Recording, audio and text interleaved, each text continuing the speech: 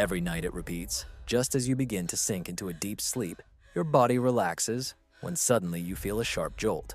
There is no alarm clock, no noise, but the body begins to signal. It's time to go to the bathroom. You get up, walk in the dark, stumbling over slippers or the threshold, and return, unable to reclaim sleep. Nights pass one after another. Some attribute it to age, others blame an extra cup of tea. But in reality, the reason lies elsewhere. It's not just an inconvenience, but a real problem that seriously threatens your health. When a person doesn't get enough sleep, the body starts to malfunction. The brain doesn't recover. Muscles don't rest. The immune system weakens.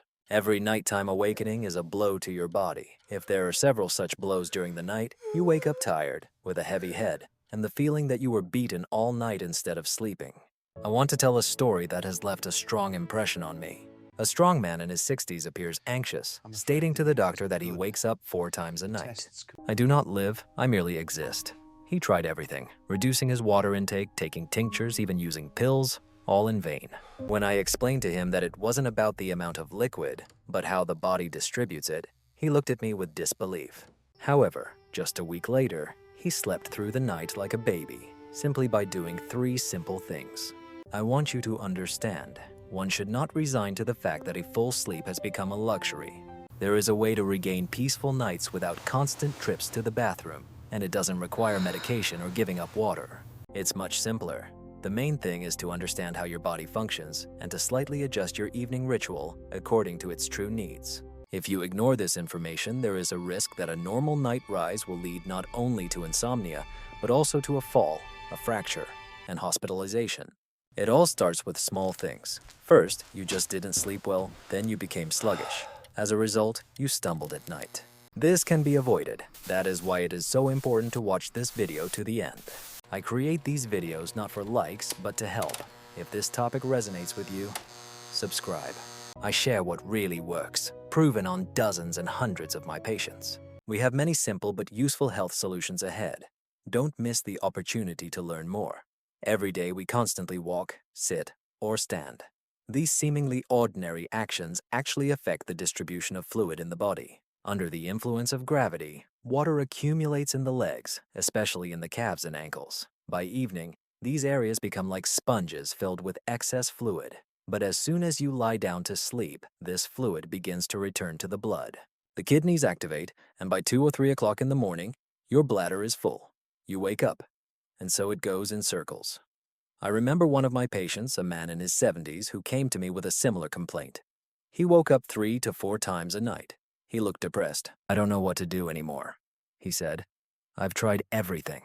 I suggested one simple method, to elevate his legs above heart level an hour and a half before sleep. He hesitated a bit but agreed to try. A few days later, he came with a surprised expression on his face. "Doctor, I thought you were joking, but I slept all night. The method is really simple.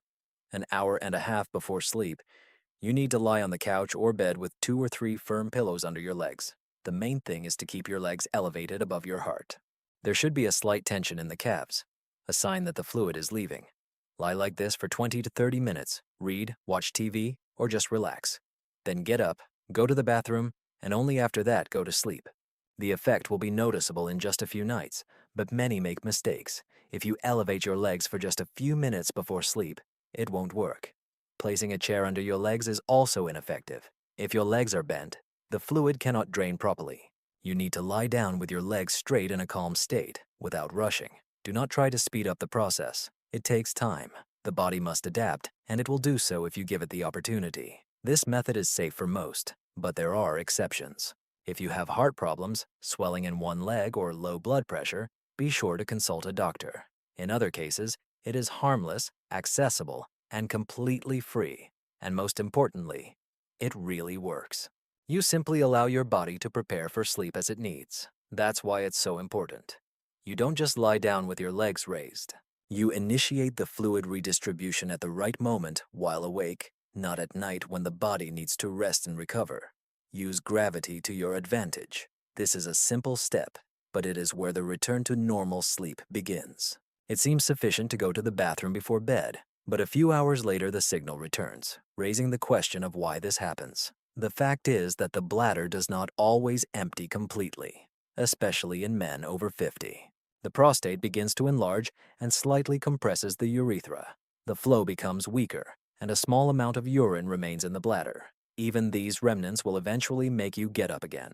One day, a patient came to me who strictly followed a routine, did not drink at night, and always went to the bathroom before bed, yet still woke up after 2 to 3 hours. I asked, "Have you tried going to the bathroom twice in a row?" He was surprised and asked why that was necessary. A week later, he came to me with immense gratitude. "Doctor, I didn't know I had anything left at all, but I did. Now I sleep peacefully." This technique is called double urination. First, you go to the bathroom and sit down. Yes, sit down. It relaxes the pelvic muscles. Calmly carry out your task, then remain seated for another 20 seconds. Just breathe.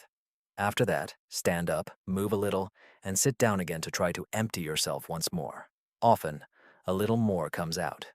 This is the extra volume that woke you up at night. It is important not to rush. Many just want to get to bed faster and think they've done everything. If you take just 1 minute, it can save you hours of sleep. Don't try to squeeze all the urine out. Everything should happen naturally. Get up and then sit down again. Changing positions really helps. The bladder expands, and the remnants that would otherwise remain inside are released. Another common mistake is simply moving without standing up. This is ineffective. Be sure to stand up and then sit down again. It's like shaking a ketchup bottle. Only this way can you achieve complete emptiness. Your body is no exception. Even a small movement can change everything. This technique gives you control over the body, over the night, and consequently, over the morning state. Try to follow this recommendation for at least 3 consecutive days, and you will notice a difference. Combined with the previous method, the effect will only be amplified. Many people, facing nighttime awakenings due to trips to the bathroom, make the same mistake. They sharply limit their fluid intake. "That's it, no drops after 6 in the evening," they assert. At first glance, this seems logical. The less you drink, the less urine. Such a decision, to put it mildly, can be dangerous. The body, especially with age, needs a constant intake of fluids. Without it, the blood becomes thicker, pressure unstable, which can lead to dizziness, fatigue, and kidney problems. That is, although you are getting up less often at night, you will feel bad the next day. Therefore, it is important not to limit fluid intake, but to distribute it correctly throughout the day.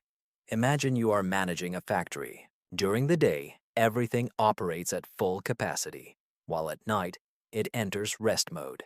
It makes sense to organize all deliveries during the day, including liquids. Try to drink about 3/4 of your daily fluid intake by midday. This can be water, soup, tea, or juice, anything that contains liquid. Thus, by evening, the body will not have to hurriedly replenish its deficiency.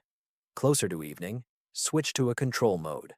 Start with a simple rule. Avoid large volumes of liquids 2 hours before sleep.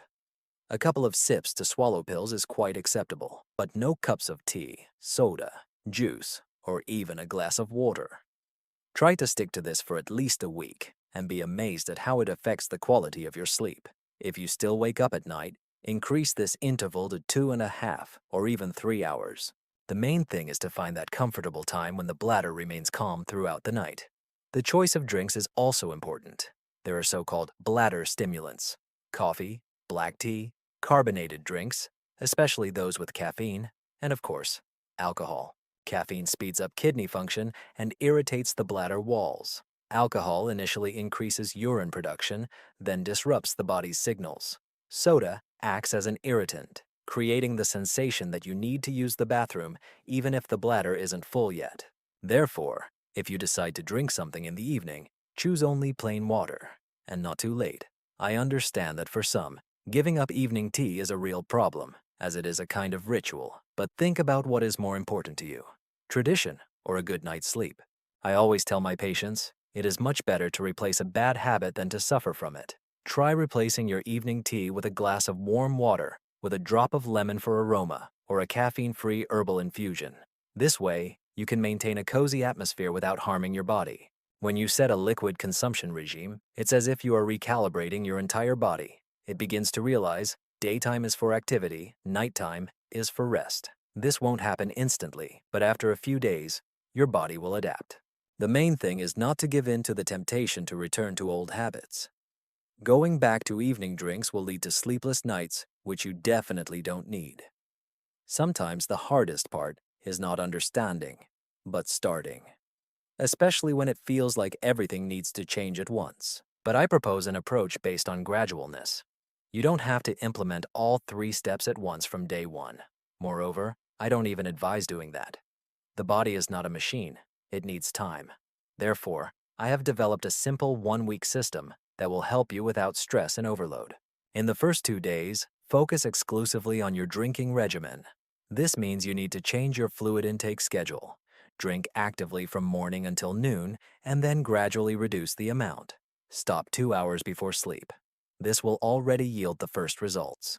Your body will begin to realize that the main fluid intake occurs during the day, and nighttime awakenings may reduce on their own. Don't rush. Just observe. On the 3rd and 4th days, add a gravitational drain. Remember, half an hour with elevated legs no later than an hour and a half before sleep. This is a key moment as it allows for the redistribution of fluid before you go to sleep. Combined with a reduced evening drinking, it will create a noticeable effect. You will notice fewer trips to the bathroom, or they may disappear altogether. On the 5th day, begin the final cleansing. Double urination. It is simple, does not take time, but is very effective. You will feel how easy it is to lie down in bed knowing you have done everything to empty your bladder. This will give you confidence and relaxation, which means you'll sleep deeper. It's important to remember that your body is learning and won't master the new scheme immediately, but if you give it a week to adapt, the result will surprise you. Many patients returned to me and said, "I didn't believe it, but after 7 days I started sleeping peacefully again, like before all this worry, and it's not a miracle, just working principles." If you have lost your way, it's okay. Start from where you stopped. Don't blame yourself for an extra cup of tea. The main thing is to keep moving forward. Consistency, patience, and attention to your body are what really matter. In a week, you will gain not only peaceful sleep, but also confidence that you are in control of your body, not the other way around. Now you understand the truth. The problem of nighttime bathroom trips is not an inevitable attribute of age and certainly not due to excess liquid. It's a system failure that can be fixed, not with pills and refusal of liquids, but with understanding how your body functions and the ability to adapt to its natural rhythms. Just 3 simple actions. No magical solutions, only logic, self-awareness, and a bit of self-discipline. When you take control of your evenings, you reclaim your mornings. You wake up not tired and irritated, but refreshed and full of energy. This means more strength, a clear mind, calmness, and confidence in your abilities. This is not just a trifle. It is the quality of your life, and therefore your future, activity, and freedom. You can change your night starting today. Begin with 1 step, 1 evening, and you are on the path to sleeping deeply, peacefully, and without interruptions. It is possible, real, and depends only on you. If you think this information was useful to you, don't keep it to yourself. Share it. Leave comments. We will continue to talk about the most important things, and perhaps your question will become the topic of the next discussion. Thank you for your trust and good night to you. Finally, a real one.